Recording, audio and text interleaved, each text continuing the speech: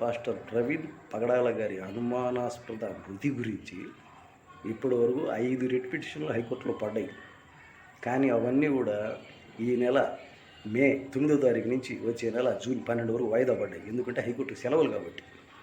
ఎవరయ్యా ఇంతకీ 5 రిట్ పిటిషన్లు వేసింది పాస్టర్ ప్రవీణ్ గారి కోసం అని అంటే, ఫస్ట్ డాక్టర్ కేఏ పాల్ గారు, తర్వాత డాక్టర్ బాల అడ్వకేట్ గారు, తర్వాత మాజీ ఎంపీ హర్షకుమార్ గారు, తర్వాత చేగూడి గారు, తర్వాత వేరే వాళ్ళు కూడా వేశారు. కానీ అన్నీ కూడా వాయిదా పడ్డాయి. ఇవన్నీ జూన్ 12 తర్వాత విచారణలోకి వస్తాయి. కాకపోతే ఇప్పుడు నేను వీడియోలో చెప్పదలుచుకుంది ఏంటంటే, ఫస్ట్ వేసింది డాక్టర్ కే పాల్ గారు. ఆయన వచ్చేసి హైకోర్టులో ఉన్నటువంటి పాస్టర్ ప్రవీణ్ గారి కేసు విషయం గురించి తన అసంతృప్తిని, బాధని వెళ్ళగక్కారు. సొంత డబ్బులతో పనిచేసేది ఒక కే పాల్ మాత్రమే. అతను కూడా ఈ మధ్యకాలంలో అసంతృప్తికి గురి అయిపోయాడు.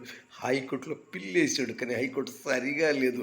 సుప్రీంకోర్టు కూడా పోతాడు, అవసరమది ఇంటర్నేషనల్ కోర్టుకు లాగిన పోతాడు. ఊపిరి తీస్తాడు, ఊరుకోడు. కొంతమంది విమర్శిస్తున్నారు, సిబిఐ పోతే కేసు గోవిందా అని.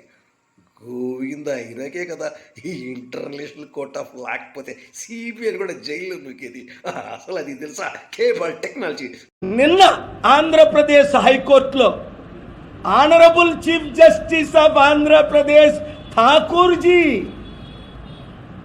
ప్రవీణ్ పగడాలది హత్య అండి, ఆ కోణంలో మీరు విచారణ చెయ్యండి అంటే 2 నిమిషాలు టైం ఇవ్వాల, 5 లక్షలు కట్టు అంటాడు.